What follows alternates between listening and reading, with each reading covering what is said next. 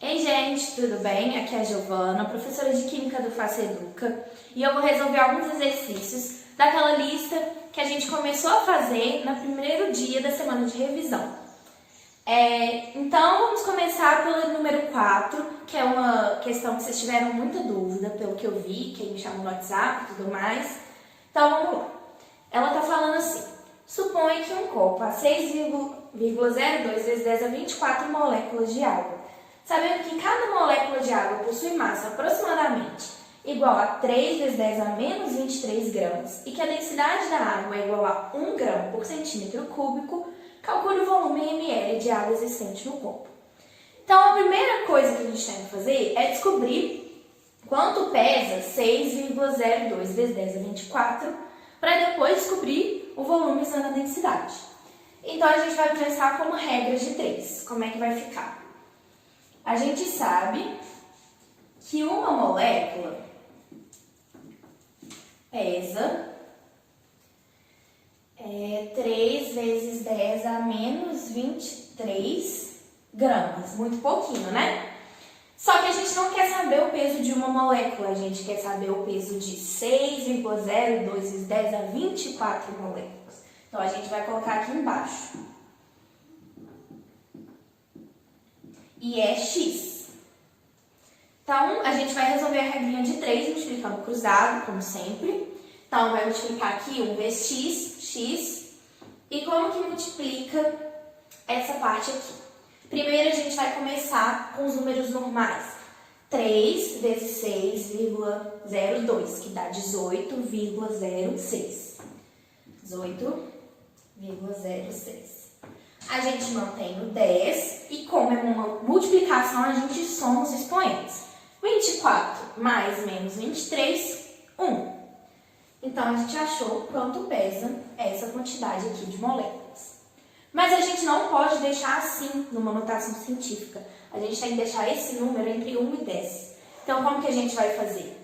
Diminuir o número aqui e aumentar o expoente. Então, vai ficar 1,806 vezes 10 a 2 gramas. Como essa notação aqui está muito pequenininha, dá para a gente deixar em número normal.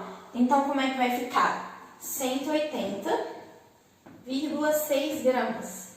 Então, a gente achou a massa dessa quantidade. De vários jeitos, todos esses valores aqui são iguais. E agora a gente vai usar a densidade para achar o volume. Toda vez que pedir o volume e não tiver pedir o volume e tiver a massa e a densidade, a gente usa a densidade. Eles não vão dar a densidade à toa. Então, densidade a gente sabe que é massa sobre volume. A densidade da água é muito facinho, né? 1 grama por centímetro cúbico ou 1 grama por ml. É a mesma coisa, 1 ml equivale a 1 centímetro cúbico.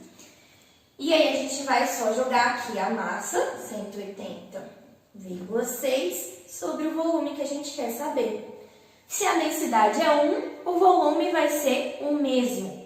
Então, o volume é 180,6 ml. Então, a gente achou o volume que ocupam 6,02 vezes 10 a 24 moléculas. É isso. Vou fazer a questão número 6, que também teve bastante dúvida. A letra A está falando assim: na queima do combustível etanol, reagem com o gás oxigênio 46 gramas de etanol, gerando 88 gramas de gás carbônico. Se um carro for abastecido com 2,024 kg de etanol, quantos quilogramas de gás carbônico serão produzidos? Novamente, uma questão de regra de 3. Então, a gente vai ter que procurar as informações para criar a nossa regra. A gente sabe que na queima do combustível, ou seja, na combustão, 46 gramas de etanol geram 88 gramas de CO2. Então, vamos anotar aqui, ó. 46 gramas de etanol geram 88 gramas de CO2. Se um carro for abastecido com 2,024 kg de etanol, então não vai ser 46 gramas, vai ser 2,024 kg. Só que lembrando que numa regra de 3, a gente não pode pôr grama embaixo do quilo. A gente tem que sempre pôr na mesma unidade de medida. Então, a gente vai ter que transformar ou de grama para quilo ou de quilo para grama. Eu acho mais fácil de quilo para grama. Por quê? 2,024 quilos. A gente sabe que 1 quilo são 1000 gramas. Então, vão ser 2024 gramas. Deixa eu só separar aqui. Então, a gente vai colocar 2024 aqui de etanol.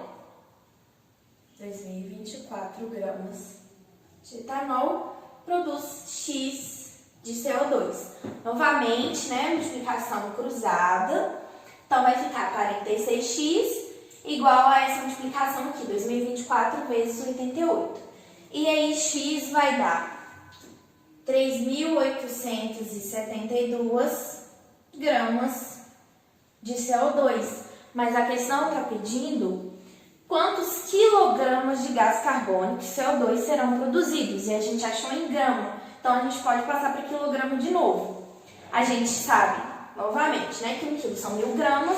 Então, vai dar 3.872 quilos de CO2. A gente achou 3.872 gramas de CO2, que transformando para quilos é 3.872 quilos. Aí, letra B.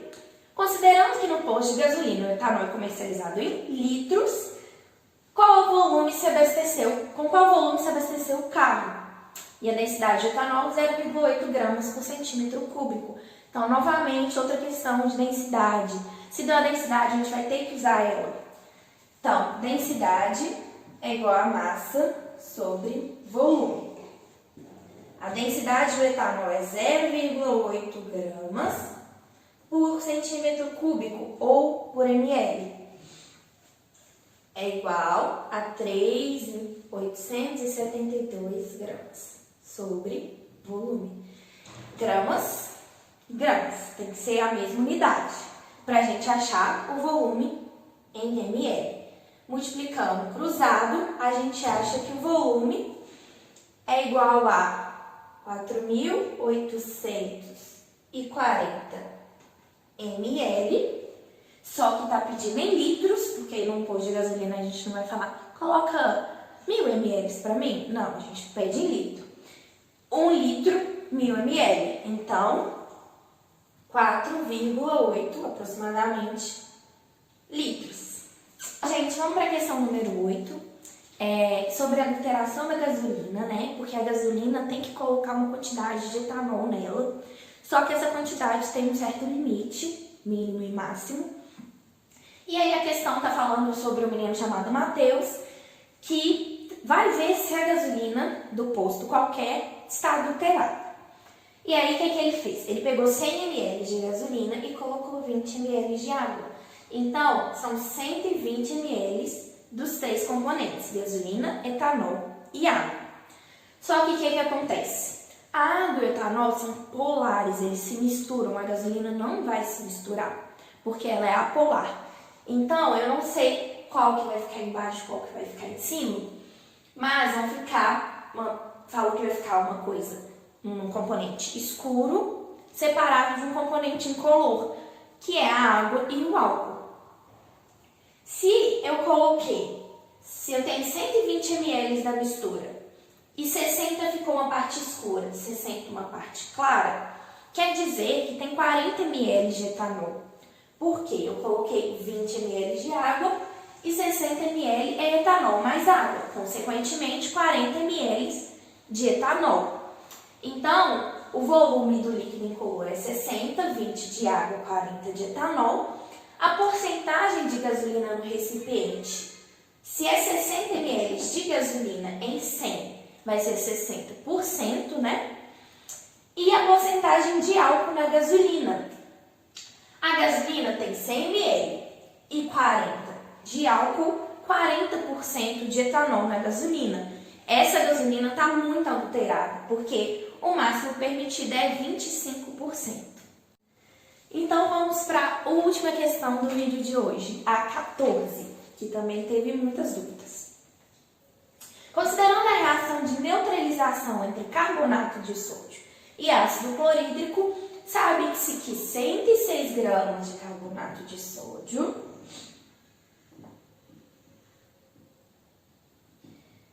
reagem com 73 gramas de ácido clorídrico. Mas no acidente foi derramado 146 kg de uma mistura cuja concentração em massa de ácido clorídrico é 30%, ou seja, 30% da massa total corresponde a ácido clorídrico. Calcule a massa de carbonato de sódio necessária para neutralizar a mistura. Então, antes da gente fazer a nossa regra de 3, a gente precisa de saber a quantidade de cloro que tem. Porque a quantidade é só 30%, não é 100%. Então, eu já vou transformar para gramas, porque na minha regra de 3 está em grama. Então, eu sei que 146 quilos são 146 mil gramas, né? E isso equivale a 100% da minha mistura. E 30% equivale a X, que é o meu HCl, ácido clorídrico. Então, X, fazendo a regra de 3, né, multiplicando cruzado, vai dar 43.800 gramas de HCl. E aí, a gente pode colocar aqui em cima agora na regra de 3.